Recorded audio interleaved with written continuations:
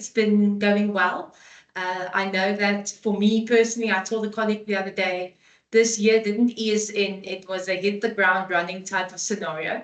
But I hope that for all of you, everything has been going really well. So today's webinar is about the salary restructuring. You would have gotten forms from HR or the employer at the ARC. So I'm just going to run through the implications of the choices that you have. We also have a calculator that I'm going to take you through so that you can go and play around with it, see what the impact will be on your salary if you decide to make any changes for the next year. Very importantly, this decision or your forms have to be submitted by the 14th of Feb. And it's a once a year decision. So you only have until the 14th Feb. So very important. After this webinar, contact me if you have any other questions, and let's make sure that we get our forms in on time. Okay, I'm going to put my my speaker just down a little bit so that if any other people start joining, that you don't get the notification on your side. So please also just keep that in mind. Let's keep the questions until the end so that I can put my speaker back on so that I can actually hear you. And yeah, okay, I'm going to share my screen with you guys and then we can jump right in.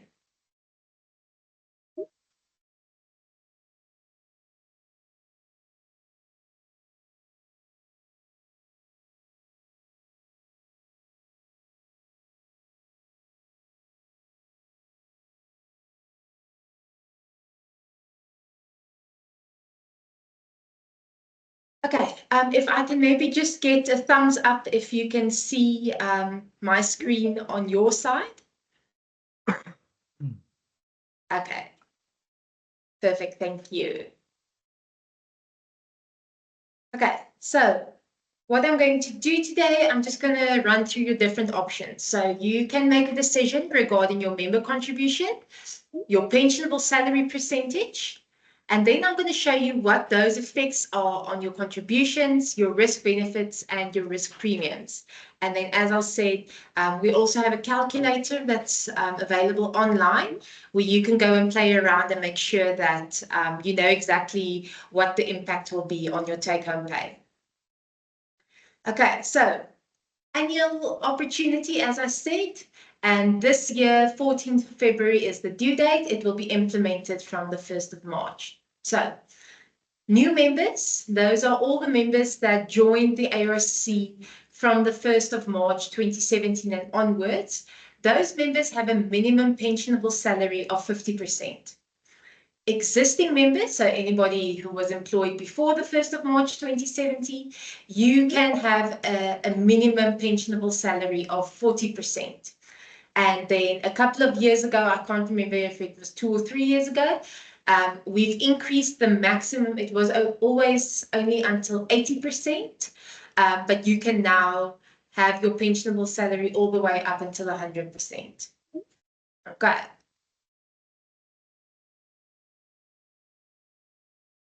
Okay, so member contributions, that's the first choice that you can make. So you can decide your percentage that you want to invest. So 100% of your member contribution is invested.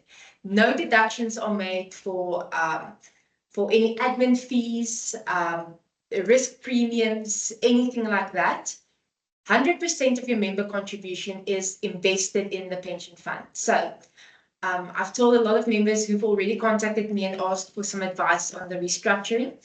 If your aim is to save more towards your pension, this is your number one place to start. Firstly, increase your member contribution to either the 9.5 or the maximum 11.5.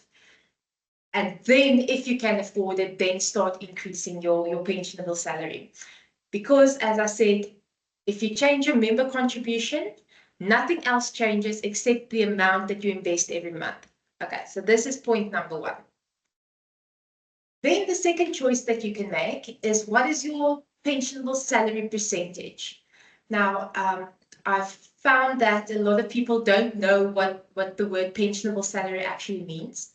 So that is the income that the ARC uses to calculate your retirement fund or your pension fund contribution and your risk premiums and benefits.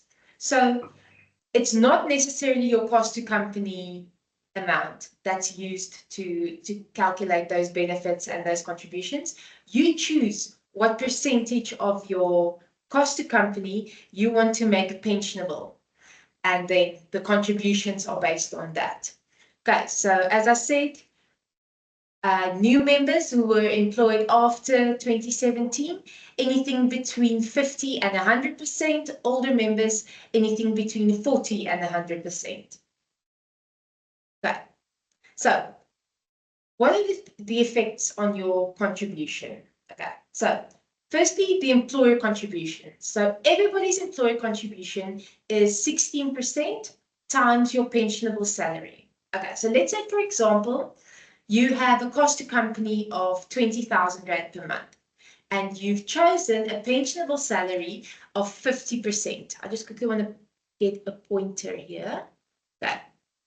So you've chosen a 50% pensionable salary. So easy, that means 10,000 Rand per month is your pensionable salary.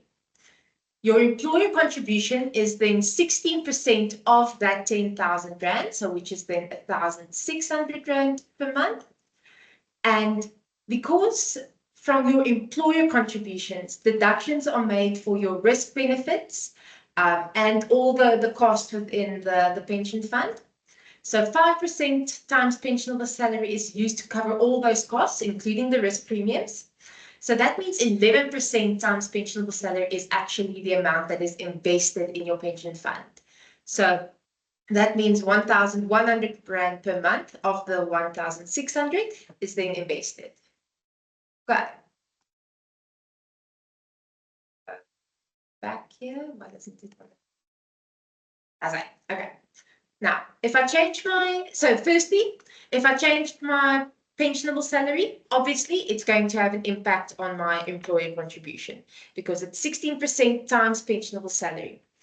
Also, it's going to have an impact on your member contribution, the Rand amount, because your member contribution is the 7.5, 9.5, or 11.5 that you chose times pensionable salary. So changing pensionable salary has an impact on everything. Changing member contribution is isolated. It only has an impact on member contributions, and that full contribution is invested. Okay. So what is the impact on your risk benefits? So within the fund, you have death and disability lump sum cover. So the cover is based on an age band, and the younger you are, the higher the multiple. As you get older, the lower the multiple, because hopefully by that time you've accumulated a big bulk of retirement savings, so your family won't necessarily need such a big insurance portion to help them should you pass away. Okay, so it works on your birthday. So let's say, for example, I'm 35 years old. My multiple is 10.87. That is times annual pensionable salary. So if we just go back here, it's not going to be the 20,000 Rand times 12 times the 10.87. No, it's pensionable salary. So it's 10,000 Rand per month times 12 to get an annual amount, and then times the 10.87. So you can obviously, if you've chosen the 50% pensionable salary, that is then half the amount of insurance that you would have gotten if you were on 100%. Okay, so as I said, by increasing your pensionable salary, you automatically increase your death cover. Okay, let's go on. Same with disability cover. It's also on a sliding scale. There are just a few less age bands. So from 20 to 44 years, it's 9.6. So again, 9.6 times 12 times your monthly pensionable salary gives you the benefit that you have for disability. Very importantly, from the age of 60, your disability cover starts to decrease with 1/60 for every month until the cover is at 0 at 65. Okay, so again, If you increase your pensionable salary, you will automatically increase your disability cover. Okay, so as I said, you automatically increase your cover. Let me just quickly see here. I'm going to stop. I see I have a hand here. Let me just quickly. Where's my. Sorry, just hold on.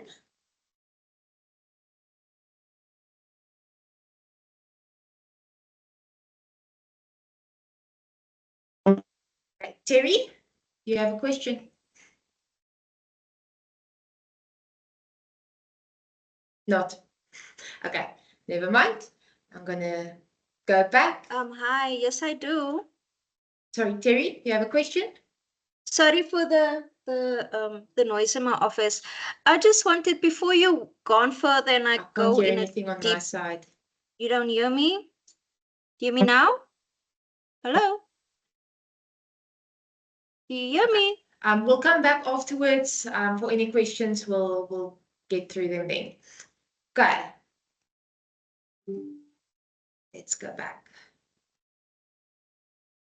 Okay.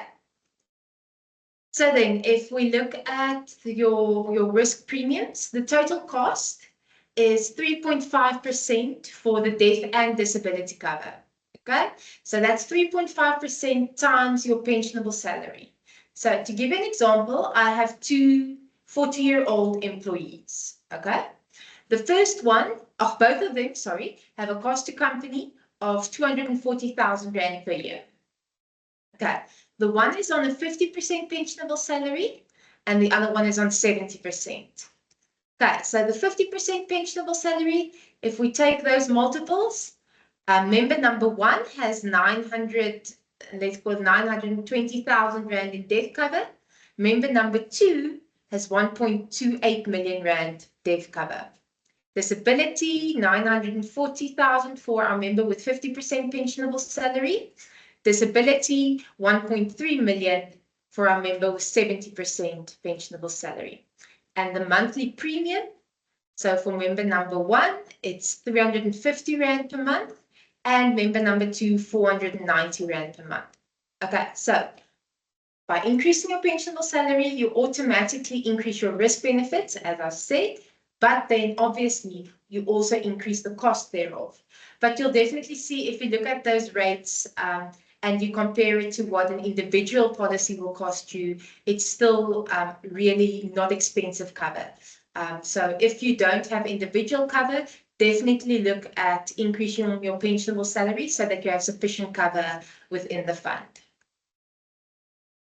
Okay, go on here. Okay, let's go and look at the calculator. So this website, ARCPF for pensionfund.co.za /contribution calculator. The website address is also on your salary restructuring forms. So you don't have to take it down now. You can just go on to look at your form, type that in, and then go and play around. So I'm going to go through a couple of scenarios just to show you how the calculator works.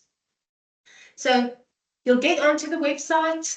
It will first give you a disclaimer, just say yes, and then you get to this page. So it asks you for your personal information. So I've just put in some fictitious information. So I have Mr. X. He was born the 1st of January 1973. And his pensionable service date, that you'll find on your payslip as the date engaged. So you put that date in, that's the date that you joined the fund. So put that in and then you say next. Okay, then current savings, that is the current benefit that you have in your pension fund. So that would be your Alexander Forbes statement. If you don't have access to AF Online, please ask your HR or myself or Renal and we can send you a statement. So that's the amount that you put in current savings. If you have other retirement savings, I know a lot of you, or not a lot, but some might have a personal retirement annuity on the side, or maybe you have a preservation fund when you moved from a previous company, add those amounts there as well, because there are some projections that shows you plus minus where you're going to end up at. So it just helps to get the whole picture. Okay, so then you click on next. Then you go to the cost to company. Now, as you'll see here, there are, with all of them, there's a little question mark. If you hover over the question mark, it shows you a screen print of one of your pay slips, and it shows you exactly where you can find that amount that that you need to put into this one.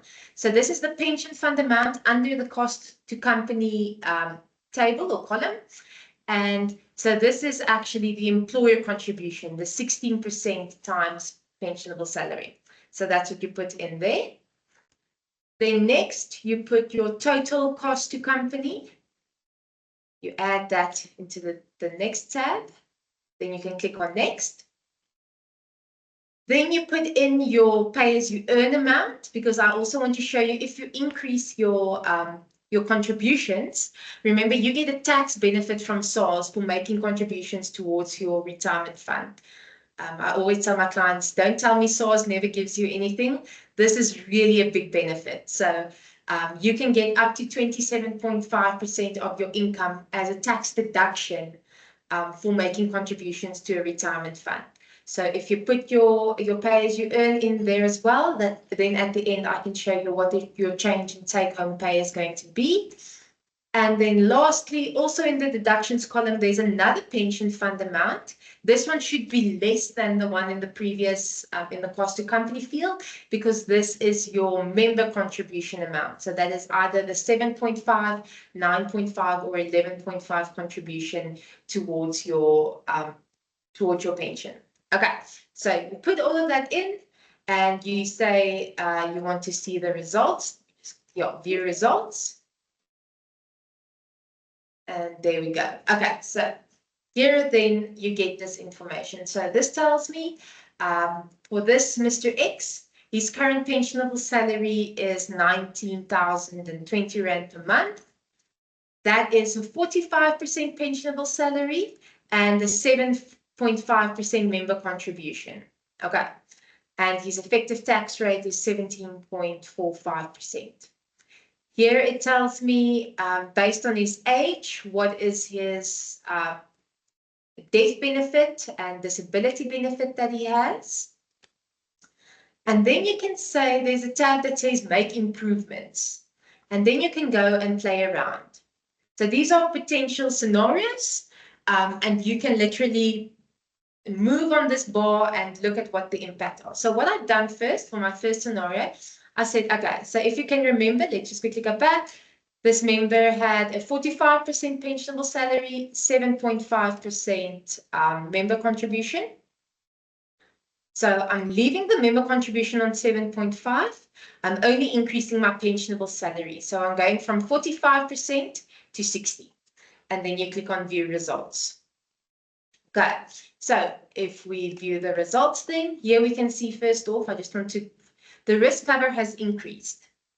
So if we just quickly want to go back again here, risk cover was 830 for death and 855 for disability.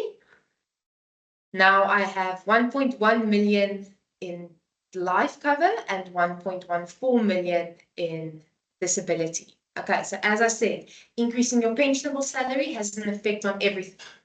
So I've increased my cover and I've also increased my new pensionable salary is now 25. If you can remember, it was around 19,000. It's now 25. And this is the impact. This is what I want you to focus on. So you're changing contributions. You're making more contributions per month of 1,489 Rand per month. But you're getting a tax break. So less tax is going to be deducted. So your change in take-home salary, so what you're going to feel in your pocket is 1,028 Rand per month and 5 cents. Okay, so this is the impact for this member if he leaves his member contribution the same at 7.5 and he increases his pensionable salary. Okay, scenario 2, I said, okay, I'm going to leave my pensionable salary at 45 because this member says the 800 is enough risk cover. I just want to save more for retirement. So then, as I said, first step, increase your member contribution to the maximum. Okay, so he's leaving his pensionable salary at 45, increasing member contribution to 11.5, and this is the impact. As I said, changing your member contribution has no effect on anything else. So my risk and disability, my death and disability is staying the same. My pensionable salary has stayed the same, but I am now making more contributions. So he's now making 760 Rand per month, contributing more towards retirement. That full 760 Rand is being invested in his fund. Nothing is being deducted for fees or for premiums. He's getting a tax break of 235 Rand per month. So it's only costing him, in effect, 524 Rand per month. But last scenario, let's say you got a nice bonus and you want to change your member contribution and your pensionable salary. So I'm moving him from 45 to 70%, and then member contribution said, okay, from 7.5 to 9.5. This is the impact. Okay, again, he has higher death and disability cover than originally. His pensionable salary has increased, and his member contribution, well, his contributions are changing quite significantly, because now it's not just his member contribution that's increasing, it's the member and the employer contribution. So 3,000 Rand is the change in contribution. The cost in tax, or the amount that he's saving in tax, is 953 Rand per month. And the change in take-home salary is going to be 2,121 Rand per month. Okay, so that's the impact if he wants to make these changes. Then there is also the possibility to make voluntary contributions. So if you want, you can go to HR, make arrangements, and HR will arrange it with payroll. If you want to make just monthly contributions towards the pension fund, these voluntary contributions are also it's invested completely. It doesn't have any impact on your risk benefits or your premiums or your fees or anything like that. But it has to go through payroll. So it's not where you can make payments into the pension fund. It has to be deducted from your salary and go through the whole payroll system. But yeah, you do have that option. And then if you make use of this option, there's nothing linked to a percentage or anything like that. You can go and say, I want to make, let's say, for example, 1,000 Rand a month extra contributions towards the pension fund, make the arrangements with HR. They will sort it out with payroll, and you will also get that tax benefit. You can also do it on an ad hoc basis. So let's say just maybe, as I said, you got a bonus and you want to make a contribution, you can make that arrangement. But yeah, so that is just another option. Okay, that is all from me. I'm going to just put my contact details on here as well. I think most of you do have it, but if there is somebody who doesn't yet, then what I'm going to do, I'm going to stop sharing my screen. I'm just going to put on my speaker again. Right. Okay. Are there any questions? If you can just raise your hand. Okay, Ben. Thank you, Alicia, and thanks for a very informative lecture. I just want to know quickly, because I've played with this with the help of one of my colleagues, Frans. I think he's also in the meeting. Yes, there's definitely, can you hear me? Maybe something wrong with my speaker. Just quickly hold on. Can the other colleagues hear me? Around here, I just quickly want to go to my settings. Yeah, yes, Doc. We can hear you. Great. Okay. Does hy. Daar het ek jou Ben. Okay. Het jy my? Dankie. So you can hear me. Great. Thanks, Alicia, for a very informative lecture. I've also played yesterday by chance with this with my colleague Francis' help. I just want to know one thing. So the disability cover does go down. I'm now turning 61 this year, né? Yes. So disability goes down, and the day I'm 65 at retirement, it's going to be 0. Yes. Does the death cover go down? No. So Not the at death all. cover Let's say it's stays- R1 now, it's going to be R1 the day I retire. And then that Exactly. next day it's gone. It's finished now. So you do have the option to take a continuation option. So after you retire, or if you leave the service of the ARC, not Yeah. necessarily at retirement, you can take the continuation option, and then it's just a policy in your own name. So you don't necessarily, it doesn't have to just fall away. You can go on with that after retirement. But yeah, if you decide you don't want to continue with it, then just after retirement, they usually in our policy, there's a 60-day, I want to say, continuation period. So should you pass away 60 days after retirement, then the benefit would still be able to pay. But anything after that, if you didn't take the continuation, then the death cover would fall away. Great, thanks. Okay. Any other questions?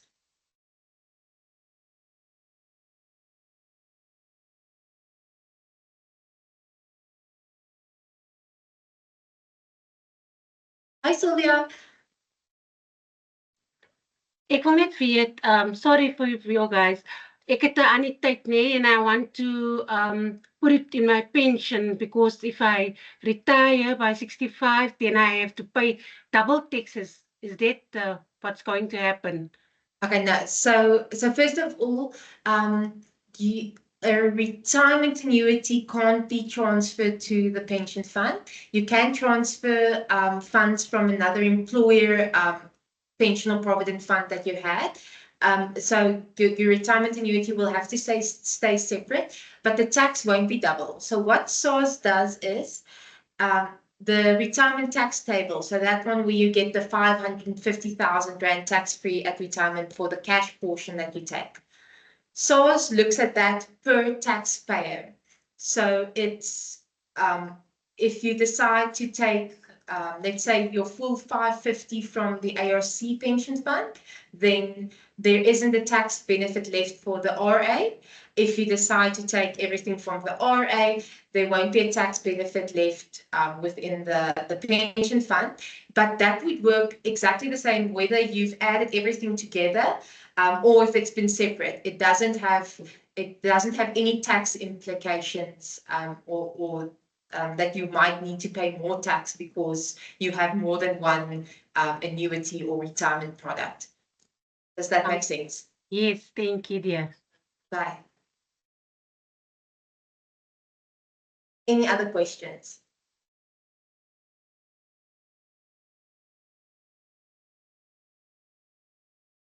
Okay, what I'm going to do, I'm just for a couple of seconds going to put my contact details on again. Please feel free. You can ask anybody who had already contacted me. I really do have a lot of time.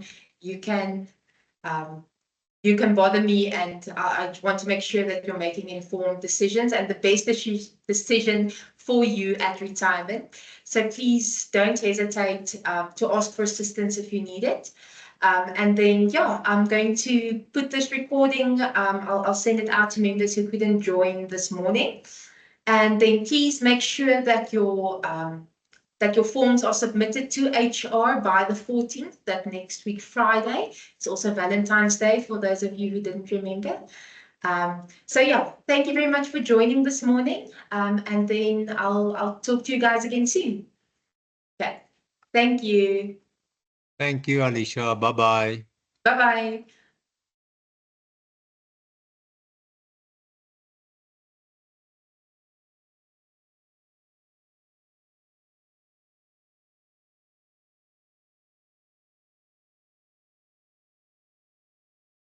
Anna, I see you have a question.